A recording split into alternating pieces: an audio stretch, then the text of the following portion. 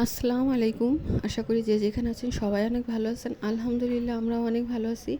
আজ দই বড়া বানাতে চলে আসছি। এজন্য দই বড়া বানানোর জন্য আমি 1 কাপ পরিমাণ মাসকলাইয়ের ডাল নিয়েছি। আর এই ডালটা কিন্তু রাতে ভিজিয়ে রাখতে হবে। সারা রাত ধরে ভিজলে ডালটা অনেক ভালো হবে, মানে এই ডালের দই বড়াটা অনেক ভালো হবে। তারপর সকালবেলা আমি ভালো একটা ব্লেন্ডারে ভালো করে ব্লেন্ড করে নিয়েছি। তারপর ব্লেন্ড করে নেওয়ার পর ইলেকট্রিক বিটার দিয়ে এটাকে 6-7 মিনিট বিট করে নিলে কিন্তু এটা ফুলের ডাবল হয়ে যাবে।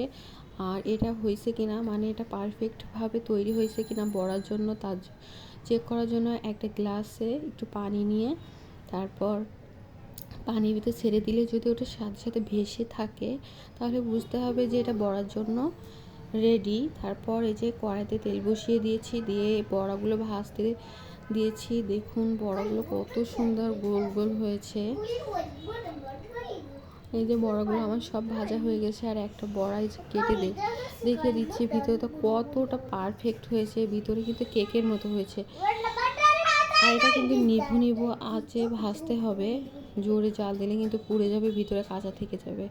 তারপর এই যে একটা বড় বোল নিয়েছি আর এর ভিতরে লবণ আর চিনি দিয়ে দিচ্ছি। দিয়ে এই বড়াগুলোকে কিন্তু আমি পানিতে ভিজিয়ে রাখবো। অবশ্যই এখানে খাবার পানিটা ইউজ করতে হবে, যেহেতু এই পানিটা বড়ার ভিতরে ঢুকবে। বড়ার ভিতরে ঢুকলে বড়াটা কিন্তু অনেক বড় বড় হয়ে যাবে, ফুলে মানে দ্বিগুণ হয়ে যাবে। এই যে বড়াগুলো আমি ভিজে 1 ঘন্টা রেস্টে রেখে দিব। আর এদিকে আমি দই নিয়েছি, 1.5 কেজি পরিমাণ দই নিয়েছি। 1 কাপ মাসকলাইয়ের ডালের জন্য 1.5 কেজি দই নিলে কিন্তু খুবই ভালো হবে, কারণ দইটা একটু বেশি থাকলে খেতে কিন্তু খুব মজা লাগবে। তারপরে দইগুলোকে আমি ভালো করে বিট করে নিয়েছি একটা হ্যান্ড বিটার দিয়ে। তারপর এর ভিতরে ধনিয়া গুঁড়া হাফ চা চামচ, লাল মরিচের গুঁড়া আর হাফ চা চামচ জিরার গুঁড়া দিয়ে দিচ্ছি। যে যেমন ঝাল খেতে পছন্দ করেন সেই অনুযায়ী নিতে পারেন, অর্থাৎ ঝালটা বাড়িয়ে বা কমিয়েও নিতে পারেন। তারপর এই যে দেখুন আমার বড়াগুলো পানিতে ভিজে ডাবল হয়ে গেছে। তারপর 2 হাত দিয়ে এভাবে চেপে আমি পানিটা বের করে নিচ্ছি। আর এই যে দইয়ের ভিতরে সবগুলো বড়া ভিজিয়ে দিচ্ছি। এভাবে ভিজিয়ে আমি 1-1.5 ঘন্টা ফ্রিজে রাখবো।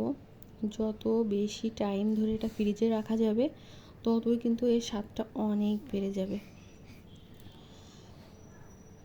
প্রত্যেকটা বড়ায় আমি 2 হাতে চেপে পানি বের করে নিচ্ছি। এভাবে কিন্তু অবশ্যই পানি চেপে বের করে নিতে হবে। আর এই যে তেঁতুলের চাটনির জন্য আমি জিরা আর 2টা লাল মরিচ নিয়েছি, এটাকে ভেজে তারপরে যে বেটে নিয়েছি। আর এখানে তেঁতুলের চাটনিটা বানানোর জন্য আমি হাফ কাপ পরিমাণ চিনি নিয়েছি। চিনিটা বাড়িয়ে কমিয়ে নিতে পারেন আপনাদের পছন্দ মতো। তারপর এই যে চিনিটা আমি ক্যারামেল করে নিচ্ছি। আর এই ক্যারামেলের ভিতরে এই যে তেঁতুলের মারটা আমি ঢেলে দিয়েছি।